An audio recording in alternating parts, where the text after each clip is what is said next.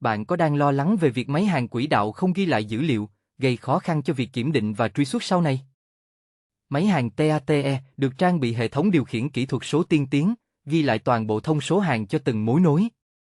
Điều này không chỉ giúp quá trình kiểm tra trở nên minh bạch, mà còn đáp ứng yêu cầu khắt khe từ các tổ chức quốc tế. TATE cung cấp cho bạn công nghệ hiện đại để đảm bảo sự minh chứng rõ ràng cho chất lượng. Hãy kết nối ngay với TATE để sở hữu giải pháp hàng hiện đại, thông minh và minh bạch.